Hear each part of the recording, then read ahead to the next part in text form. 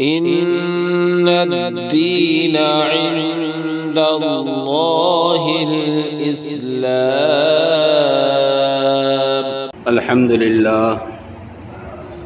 الحمد لله رب العالمين، والصلاة والسلام على سيد الأنبياء والمرسلين وعلى آله وأصحابه أجمعين. أما بعد، فأعوذ بالله من الشيطان الرجيم. بسم الله الرحمن الرحيم. قال الله تبارك وتعالى: من عمل صالحا من ذكر أو أنثى وهو مؤمن فلنحيينه حياة طيبة ولنجزينهم أجرهم بأحسن ما كانوا يعملون. وقال عليه الصلاة والسلام: إن الله طيب لا يقبل إلا طيبا، وإن الله أمر المؤمنين بما أمر به المرسلين، فقال: يا أيها الرسل كلوا من الطيبات واعملوا صالحا إني بما تعملون عليم. وقال: يا أيها الذين آمنوا كلوا من طيبات ما رزقناكم واشكروا لله إن كنتم إياه تعبدون. ثم ذكر الرجل يطيل السفر إلى آخر الحدیث. محترم بزرگوں، اللہ جل جلالہ عم نوالہ کا بے انتہا احسان اور اس کا فضل اور کرم ہے کہ اللہ تبارک و تعالی نے ہم سب کو ایمان والا بنایا ہے، ایک خدا کو ماننے والا اور پیغمبروں کے سلسلے کو تسلیم کرنے والا، اور ہمارے آپ کے آخری پیغمبر حضرت محمد الرسول اللہ صلی اللہ علیہ وسلم کے امتی ہونے کا ہمیں آپ کو شرف بخشا ہے۔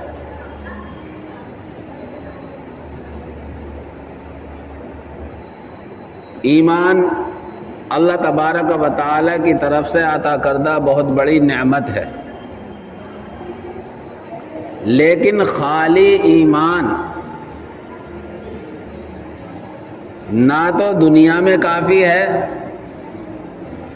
اور نہ آخرت میں کافی ہے۔ دنیا میں بھی ایمان کے ساتھ عمل صالح نیک اعمال کا ہونا ضروری ہے، اور کل قیامت میں جہنم سے بچنے کے لیے بھی اور جنت میں پہلی ہی مرتبہ داخل ہونے کے لیے بھی ایمان کے ساتھ اعمال صالح شرط ہے۔ دنیا میں سب سے زیادہ چین و سکون کی زندگی اگر کسی کو نصیب ہے تو وہ ایمان والے ہیں، اور پھر ایمان والوں میں جو سب سے اعلیٰ زندگی، جس پر دلی اطمینان ہو، ظاہری اعضاء کو سکون ہو، تو وہ ایمان کے ساتھ نیک اعمال اگر ہیں تو اس سے بہتر زندگی کسی کی نہیں ہے، چاہے وہ جھوپڑی میں زندگی گزار رہا۔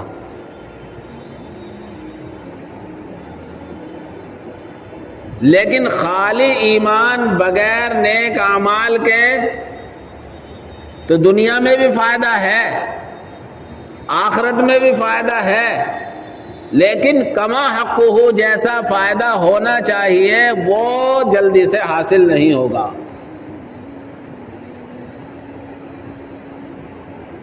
دنیا میں ایمان کے ساتھ نیک اعمال ہوں گے، زندگی میں مزید چین و سکون میں اضافہ ہوتا چلا جائے گا، اور آخرت میں بھی ایمان کے ساتھ نیک اعمال ہوں گے تو اللہ دخول اولی نصیب فرمائے گا، جنت میں پہلی ہی مرتبہ میں ہم اور آپ جانے والے بن جائیں گے۔ اسی لیے قرآن کریم میں جہاں جہاں بھی ایمان کا تذکرہ کیا گیا ہے وہیں ایمان کے ساتھ ساتھ نیک اعمال کا بھی ذکر کیا گیا ہے۔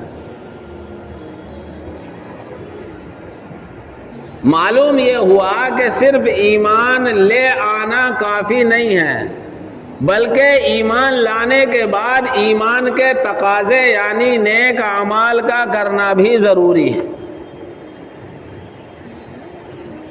اور نیک اعمال کے کرنے کے ساتھ ساتھ جو کام ناجائز ہیں، جو برے کام ہیں، ان سے بچنا بھی ضروری ہے۔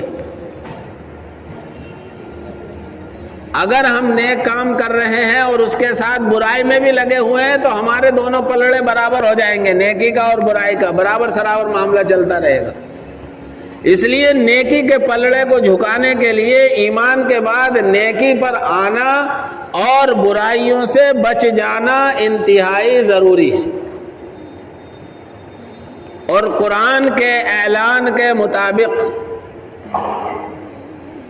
ایمان کے بعد جو بھی نیک عمل کرے گا اللہ رب العزت والجلال اسے دنیا میں بھی چین و سکون کی زندگی دے گا، اور کل قیامت میں بھی اللہ جو اعمال کیے ہیں ان سے بدرجہ بہتر اجر عطا فرمائے گا۔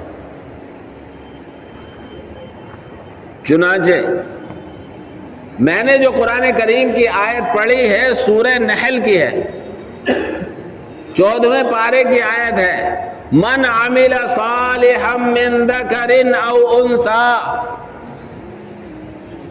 جو بھی دنیا میں نیک عمل کرے، مرد ہو یا عورت، شہر کا رہنے والا ہو یا دیہات کا، امریکہ کا ہو یا افریقہ کا، ہندوستان کا ہو یا سعودی عرب کا، عجم کا ہو یا عرب کا، کہیں کا بھی رہنے والا ہے، من عمل صالحا من ذکر او انثی، جو بھی نیک عمل کرے مرد ہو یا عورت، وَهُوَ مُؤْمِن، شرط یہ ہے کہ عمل کرنے سے پہلے وہ ایمان والا ہو، اللہ کی وحدانیت کو، نبی پاک صلی اللہ علیہ وسلم کی رسالت کو تسلیم کرتا ہو، اس پر یقین رکھتا ہو، اللہ کے ایک معبود ہونے کا اقرار کرتا ہو، دل سے یقین رکھتا ہو، نبی پاک صلی اللہ علیہ وسلم کی رسالت و نبوت کے اور نبی پاک صلی اللہ علیہ وسلم کے پیغمبر بنائے جانے کو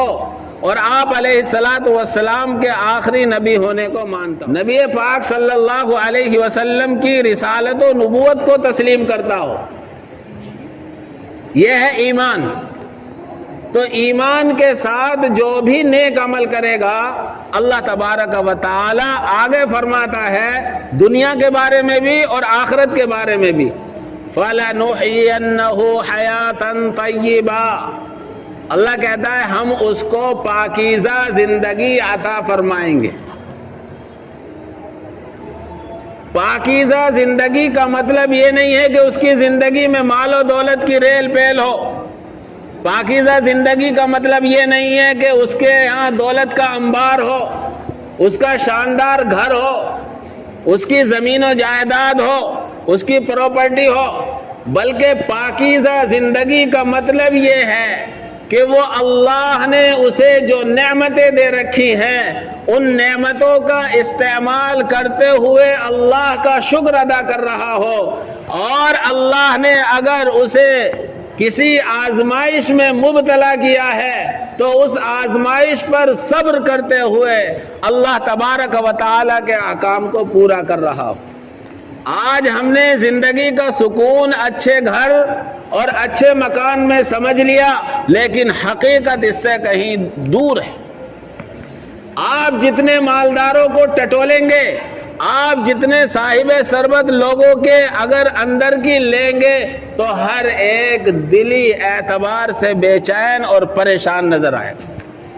کسی کو یہ کہتے آپ نہیں سنیں گے کہ میں رات کو سکون سے سو جاتا ہوں، بہت کم لوگ ایسے ملیں گے، اور وہ لوگ وہ ہوں گے جن کو اللہ نے ایمان کے ساتھ نیک اعمال کی توفیق عطا فرمائی۔ تو پہلا انعام اللہ تبارک و تعالی نیک اعمال کی بنیاد پر دنیاوی زندگی کا چین و سکون عطا فرمائے گا، دنیا میں پاکیزہ زندگی عطا فرمائے گا، فَلَنُحْيِيَنَّهُ حَيَاةً طَيِّبَةً، دوسرا انعام اللہ آخرت میں عطا فرمائے گا، وَلَنَجْزِيَنَّهُمْ أَجْرَهُمْ بِأَحْسَنِ مَا كَانُوا يَعْمَلُونَ، اور اللہ تبارک و تعالی فرماتا ہے کل قیامت میں ہم ان کو ان کے اعمال سے بہتر بدلہ عطا فرمائیں گے۔ تو اللہ رب العزت نے نیک اعمال جب ایمان کے ساتھ کیا جائے گا، نیک اعمال جب ایمان کے ساتھ ہوں گے تو اللہ دنیا میں بھی چین و سکون عطا فرمائے گا، اور کل قیامت میں عمل سے بہتر بدلہ عطا فرمائے گا۔ عمل سے بہتر بدلہ کیا ہوگا؟ قرآن کریم میں 8ویں پارے میں اللہ تبارک و تعالی ارشاد فرماتا ہے، من جاء بالحسنتی، جو شخص ایک نیکی کر کے آئے گا، فَلَهُ عَشْرُ أَمْثَالِهَا، تو اس کو اس جیسی 10 نیکیوں کا بدلہ عطا فرمایا جائے گا۔ تو اللہ کے یہاں بدلے کا معیار ادنا سے ادنا جو بدلہ ملے گا وہ 1 کے 10 ملیں گے، اور اگر اس کے خلوص میں، اس کی نیت میں اخلاص اور پاکیزگی اس سے بھی کہیں زیادہ ہوئی تو اللہ فرماتا ہے واللہ یضاعف لمن یشاء، اللہ جس کے لیے چاہتا ہے نیکیوں کا اضافہ کرتا چلا جاتا ہے۔ لیکن میرے بھائیوں، نیک اعمال ایمان کے ساتھ ہوں، اس کے ساتھ ساتھ ضروری ہے کہ ہم برائیوں سے بھی بچنے والے ہوں۔ اس کے لیے میں نے خطبے کے بعد ایک مسلم شریف کی حدیث پڑھی ہے۔ آج ہمارے ذہنوں میں یہ خیال آتا ہے بہت سی مرتبہ کہ ہم دعائیں کرتے ہیں، ہماری دعائیں قبول نہیں ہوتی۔ ادھر متوجہ ہو جائیں آپ، ہم دعائیں کرتے ہیں، ہماری دعائیں قبول نہیں ہوتی، ہم نیک اعمال کرتے ہیں، ان کا کوئی بدلہ دکھائی نہیں دیتا، کوئی صلہ ملتا دکھائی نہیں دیتا، ہم عبادتیں کرتے ہیں، ان کا کوئی فائدہ نظر نہیں آتا۔ بہت سی مرتبہ یہ سوال ہوتے ہیں اور ہر ایک کے ذہن میں آتے ہیں، اور بہت سے لوگ کہتے ہیں کہ بھئی لوگ اتنی دعائیں کر رہے ہیں قبول نہیں ہو رہی۔ تو یاد رکھیں اللہ کے نبی صلی اللہ علیہ وسلم کی حدیث، اور حدیث کو سمجھنے سے پہلے آپ ایک مثال سے اس بات کو سمجھیں۔ اے سی اب دنیا میں تقریباً سب جانتے ہیں، گاؤں دیہات کے بھی، اے سی کا کام ہے کمرے کو ٹھنڈا کرنا، گرمی کو ختم کرنا، لیکن اے سی کے کام کرنے کے لیے کچھ شرائط ہے۔ شرط کیا ہے؟ جس کمرے میں اے سی لگا ہوا ہے اس کمرے کا دروازہ بھی بند ہو، کھڑکیاں بھی بند ہوں، باہر کی ہوا کسی راستے سے نہ آ رہی ہو۔ جب کھڑکی بھی بند ہوں گی، دروازے بھی بند ہوں گے تو اب اپنا کام کرے گی اے سی، اور اے سی کا کام ہے کمرے کو ٹھنڈا کر دینا، کول کر دینا۔ چنانچہ کھڑکیاں بند ہو گئیں، دروازے بند ہو گئے، باہر کی ہوا اور فضا نہیں آ رہی ہے، باہر کا ماحول باہر رہ گیا، تو اب اندر اے سی اپنا کام کرے گی، کمرہ ٹھنڈا ہو جائے۔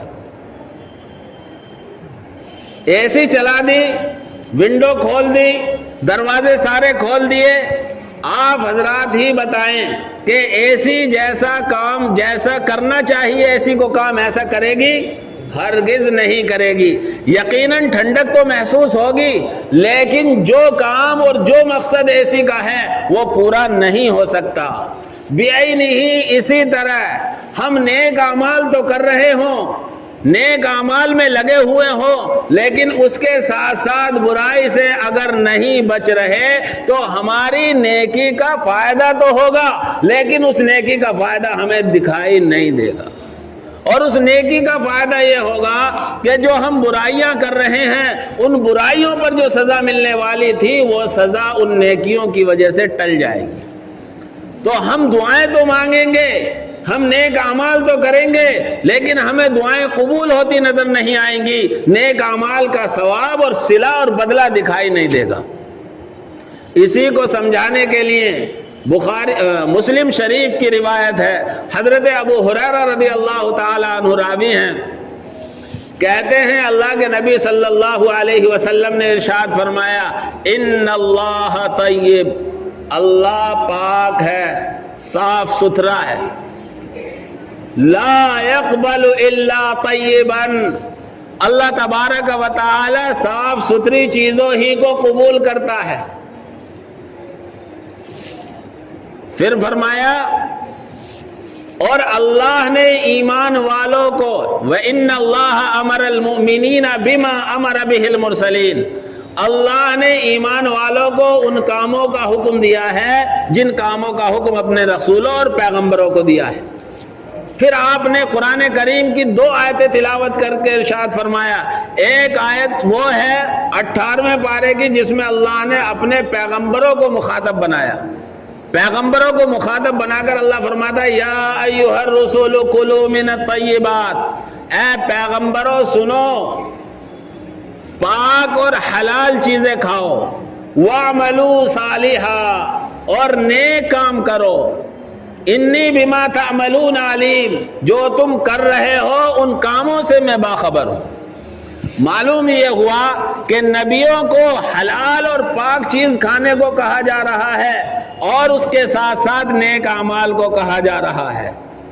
اسی طرح دوسری آیت دوسرے پارے کی ہے، اللہ نے فرمایا یا ایھا الذین آمنوا کلوا من طیبات ما رزقناکم، اے ایمان والو کھاؤ ان پاک اور حلال چیزوں میں سے جو ہم نے تمہیں دی ہیں. کلوا من طیبات ما رزقناکم واشکروا للہ، اور اللہ کا شکر ادا کرتے رہو، ان کنتم ایاہ تعبدون، اگر تم اللہ کو اپنا معبود مانتے ہو.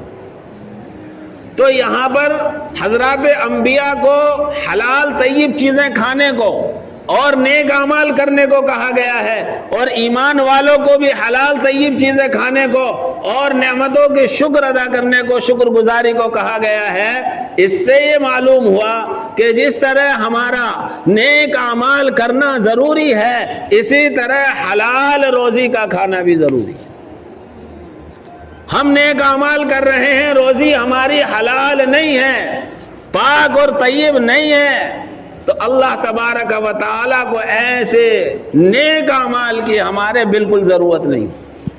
جس طرح اے سی لگائی اور ہم نے کمروں کے دروازے اور ونڈو بند نہیں کی تو اے سی کا ہمیں کوئی فائدہ نہیں ہوگا.